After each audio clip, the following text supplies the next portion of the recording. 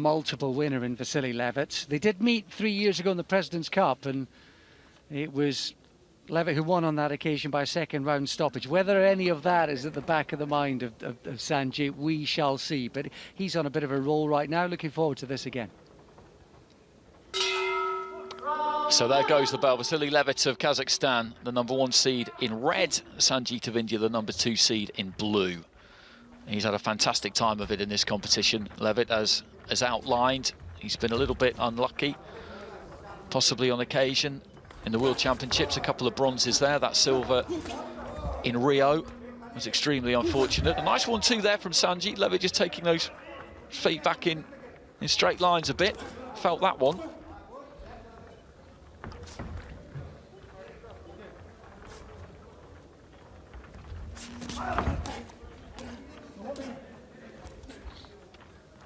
Sanjit, I suppose the younger, fresher man, all of that experience and talent, and medals are plenty for Levit, but he is, what, 9 years younger, Sanjit?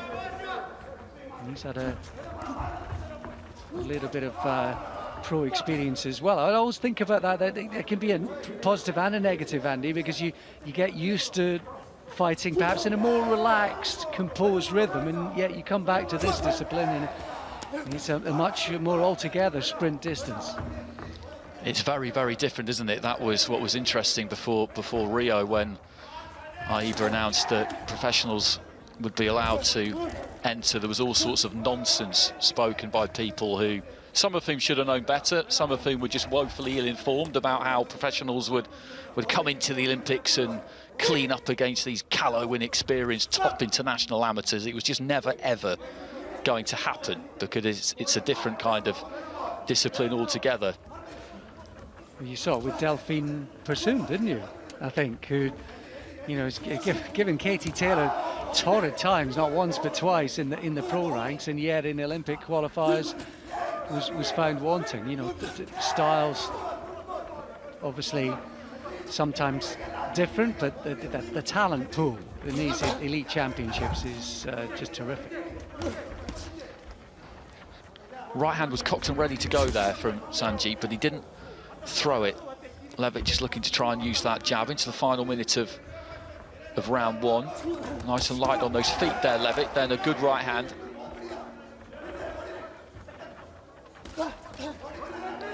Levit with a wealth of WSB experience. I remember seeing him in an absolute epic against Arislandi Savon in 2015 at the end of the first day of competition. Cuba desperately needed to win it, and Savon just got over the line. Nice left hand there on the inside from Levit. Yeah, only time he ever lost in the World Series boxing as well, Levit. Gives you a sense of how long he's been doing this, how good he has been.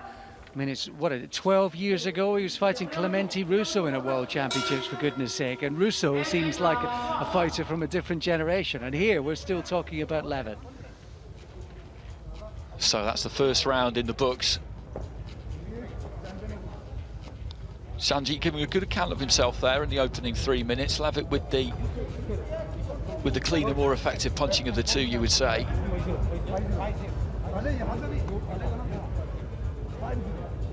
I mentioned earlier on the investigation that the AIBA Board of Directors launching into the organisation's past, and one of them was the events of the Rio Olympic Games of 2016, and the image that people remember is Michael Conlon after that fight against Vladimir Nikitin because of his reaction, and it was a terrible decision, but not as bad probably as the decision that saw Levit lose out to Evgeny Tishchenko.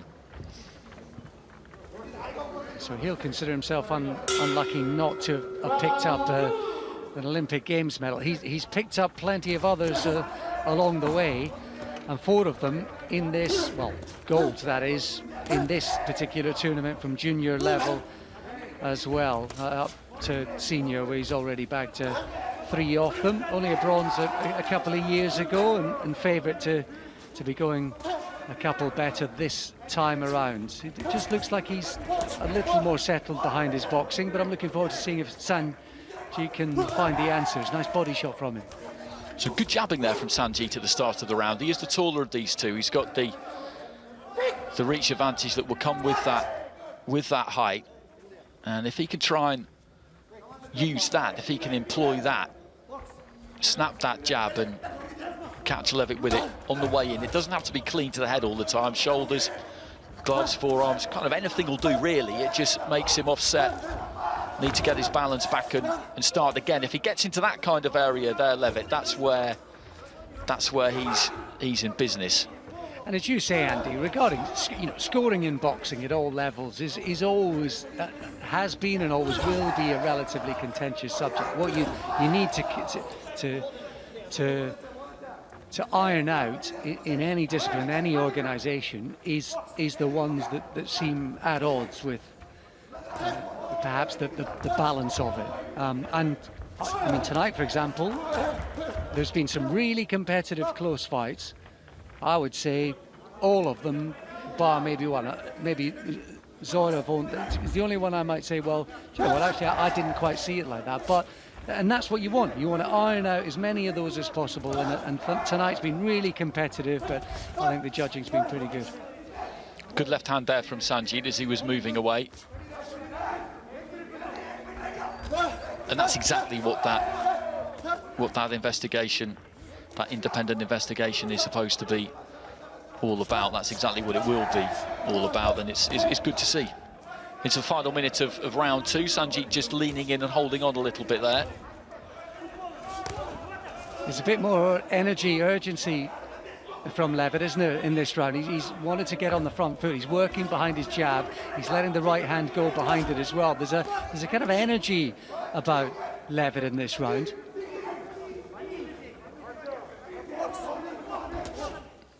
I'm sure at the age of 33, getting out of bed for the runs in the morning isn't as easy as it was 10 years ago, that's for sure. But it's great credit to him, the amount of effort he's put in this round, and there's technique behind it too.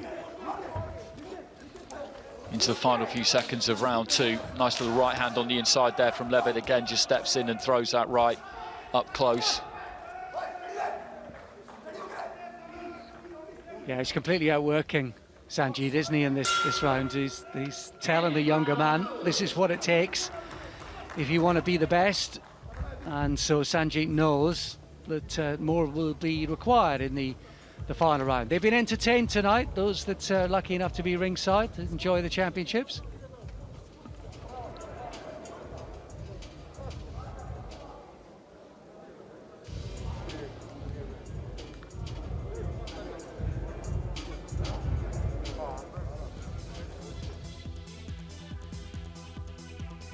He's qualified for Tokyo. Vasily Levit as well won the qualifying competition, actually the Asian Oceanian tournament that took place in Amman in Jordan in the end.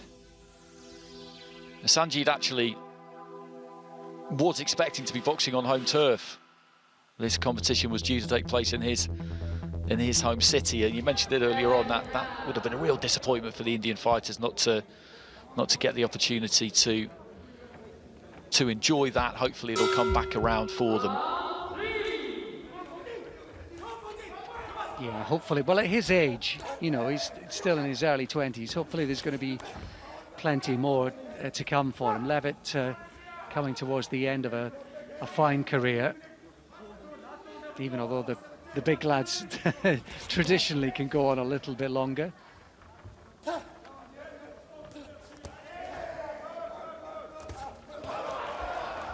Climbing into that left hand there, Levit.